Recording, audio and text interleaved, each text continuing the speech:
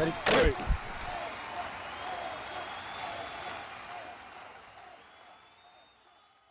What's up, guys? It's Pick'em with HuddleGG, and welcome back to another episode of Ask Huddle. If you guys are new here, this is a series that we do each week. We answer your guys' questions, so if you have a question you'd like answered in a future video, wherever you're watching this, just make sure you leave that question in the comment section below. You can also ask us in our Discord. It's completely free to join. Just go to HuddleGG/Discord. With that being said, let's dive into this week's episode. And our first question today comes from Elise, and if I mispronounce any of your names, I do apologize. But they ask, does the season pass Drake Maye get Gunslinger?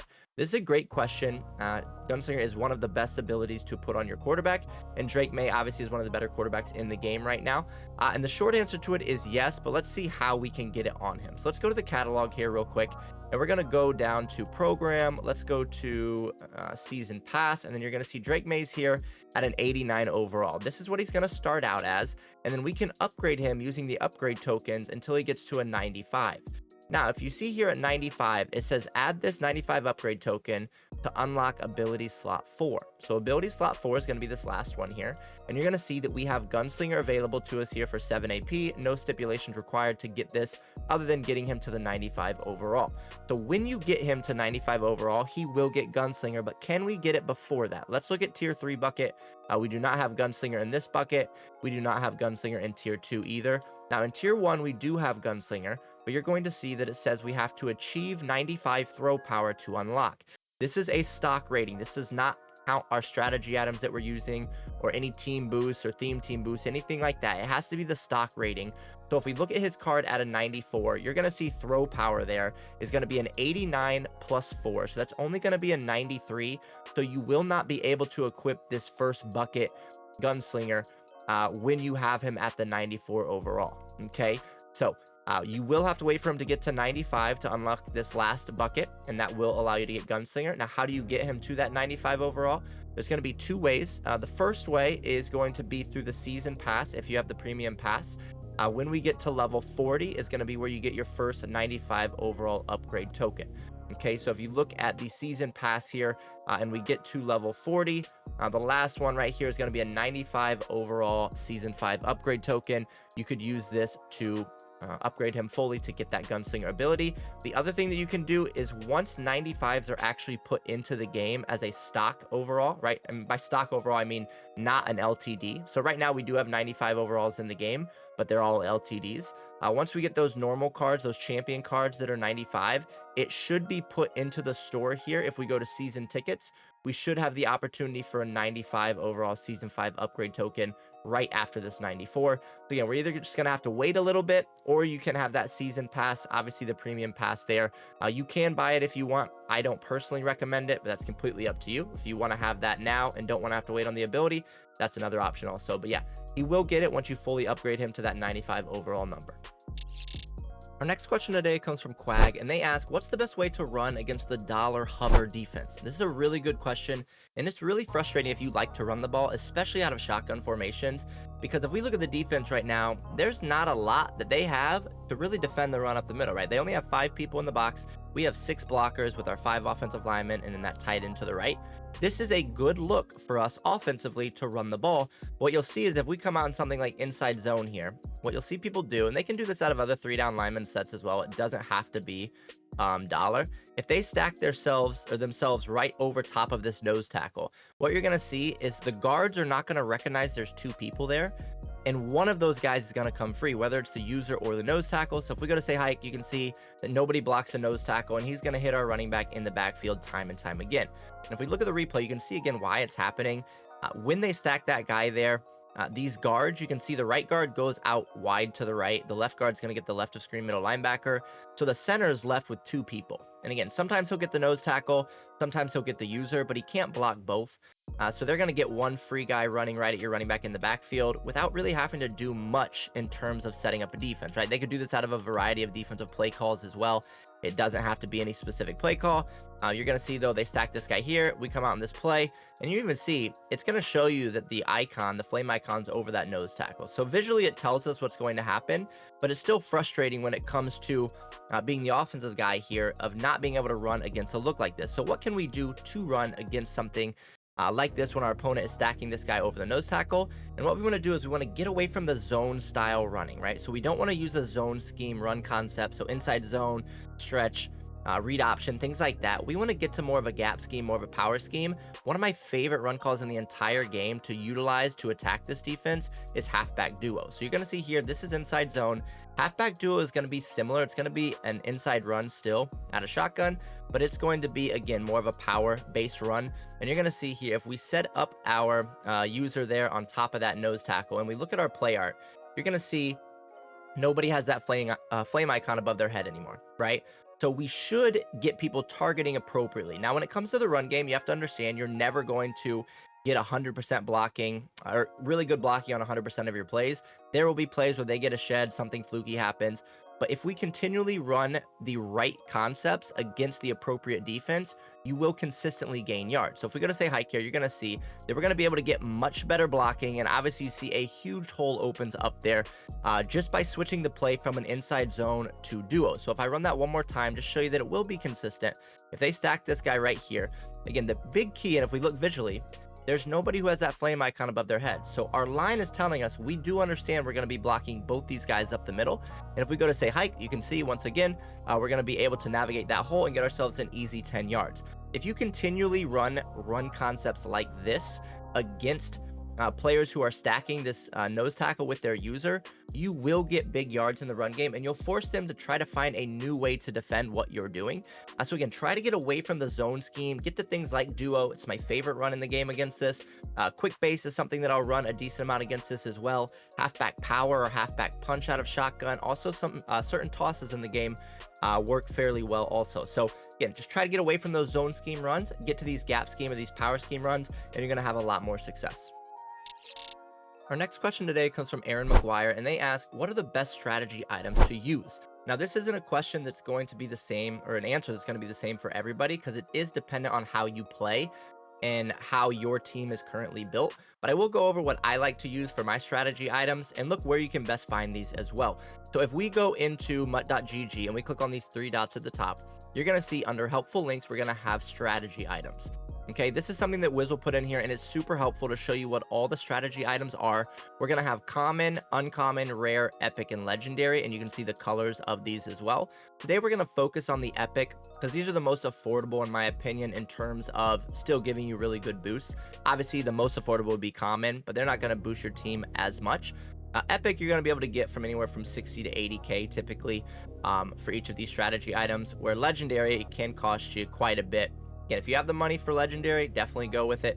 If you don't have the coins for epic, you can always go down to rare or uncommon as well. But I'll go over what I like for each position, and each positional group gets their own strategy item. Okay, so on offense, you're going to have offensive line, you're going to have quarterback, and you're going to have halfback, wide receiver, tight end. This is lumped into one.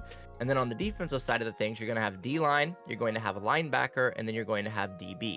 Okay, now when it comes to our offense, the first thing I'm going to do is for my quarterback, I'm going to utilize the Gunslinger. Again, whether you have rare, epic, or legendary, you're going to see it's either going to give you +4 throw power, +5, or +6. And the epic and legendary are going to give you additional +2 to the deep accuracy as well. Quarterbacks at this point in time have good enough accuracy pretty much regardless of who you have. Where as long as you have 85, honestly, at each of the accuracies, you're okay. But most of them have 90 plus as well. So you don't really need to boost your accuracies anymore on your quarterbacks. So I'm going to put all of that into my throw power. So again, we're going to go with the epic throw power here for our quarterback, the Gunslinger. For our offensive line, we're going to look at bench press. That's going to give us +4 strength and +2 run block. Now, if you solely pass the ball, you could go with something like pass protector, where it's going to give you +3 pass block, +2 pass block finesse, and +2 run block finesse. But I think that strength is king when it comes to your offensive line, and being able to boost those guys' strength and really get those up into the high 90s is very helpful.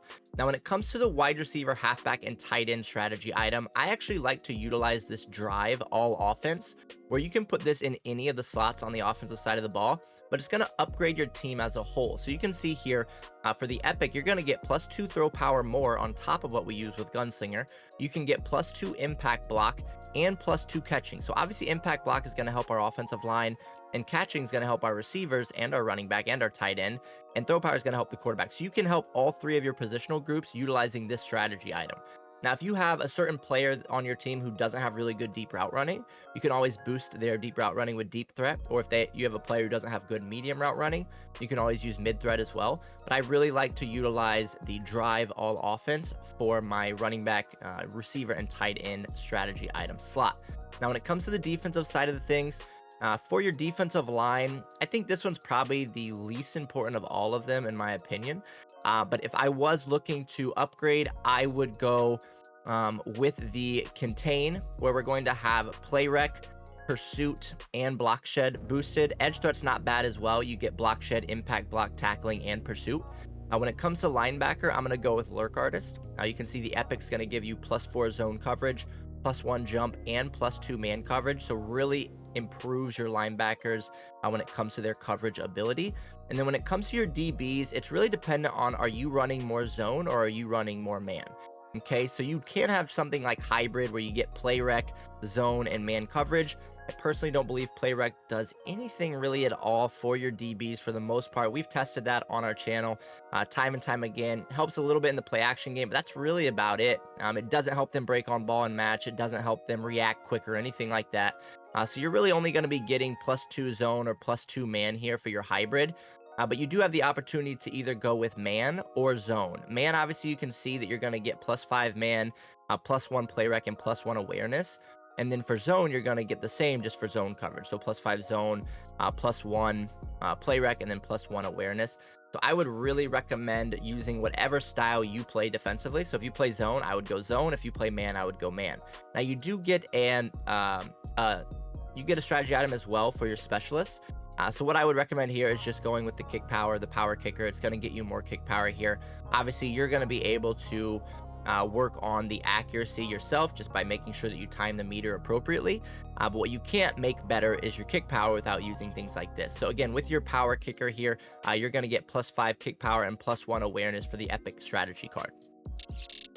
Our last question today comes from Dan, and they asked, does mid-zone KO work in man-to-man when they run through the mid-zones? Now, the short answer to this is no, but let me explain what mid-zone KO does and how we can know when it's going to activate and where on the field it's going to activate as well. So if we look at the defense here, the first thing we need to do is understand where it's going to activate. Okay, so what's going to happen is if we look anywhere outside the numbers, okay, so from the numbers to the sideline, mid-zone is going to activate anywhere in between 9 to 21 yards. Okay, so in this area of the field right here, in this little square that I'm going to run, this is where mid-zone KO will activate outside the numbers. Now, inside the numbers, it's going to be anywhere from 0 to 20 yards downfield. Okay, so you're going to see here, it's going to be in this entire area right here. Mid-zone KO is going to activate if the ball is thrown into this area. Okay, now what does your player have to be in zone-wise or assignment-wise for it to activate? And that's just a simple zone, okay? It does not matter what zone coverage he's in, whether he's in a yellow, a blue, a light blue, a purple. It does not matter what zone he's in. Again, curl, flat, hook, curl, deep, middle. It does not matter. As long as the ball is thrown into that area of the field, he can activate if he has mid-zone KO on. Now, mid-zone KO is one of the abilities that is now only 50%. A lot of the abilities this year turned into more of a 50-50 chance. So it's not like it's going to activate every single time it's thrown into this area. But you're going to see that that is the area it's going to be thrown into. Now, if you are in man coverage, so let's say you come out in a play like this, right, where we're in zone, but we individually man up this player. If you had mid-zone KO on this player, he's never going to light up on a play like this because he is now in a man assignment. So it doesn't matter what anybody else on the field is in. It matters what that individual player is in. And again, he needs to be in a zone, and it needs to be in those areas of the field that we talked about. Now, the same would apply if they are in something where they are playing man-to-man everywhere. So let me come out in a different play here to show you. If we would come out and let's say a cover 0 blitz, right? So we have this blitz right here. But let's say that we had mid-zone KO on this player. If we put him on a zone like this, he can now activate even though everyone else on our team is playing man-to-man. He is not. So he has the opportunity to activate and play his or utilize his mid-zone KO ability if the ball would be thrown inside the numbers, again 0 to 20 yards, or outside the numbers, anywhere in between 9 and 21 yards out there as well. So again, he has to be in a zone assignment, and it has to be in those areas of the field. Now, if you want to play man coverage, so let's say you had him in man coverage and you want him to light up, Medium route KO would be the ability that you would want to put on that player if you play a lot of man coverage. So if you play man coverage the vast majority of the time like this, I would highly recommend not putting mid-zone KO on a player unless you zone off a specific player like this a lot of the time. I would recommend going to something like medium route KO. Now, if you do play zone a lot, I think mid-zone is one of, if not the best zone KO abilities. Because again, we talked about how much space it covers over the middle of the field, right? This is a really large area of the field right here that he's going to activate in, and that's just inside the numbers, right? Outside the numbers, he's going to activate in this area too. So you have a little bit extra space to work out here, where something, for instance, like flat zone is just going to work out here. Okay, so flat zone would just work in this area right here that we just ran. Mid zone is going to give you a lot more space that player is going to be able to light up and activate in. So mid zone is a really, really good ability to utilize, but you do want to make sure that your player that has mid zone KO on him is in a zone assignment, or it will not activate for you on the play. And if you guys are looking to get even better at Madden or college football, make sure to join our free Discord by going to HuddleGG/Discord.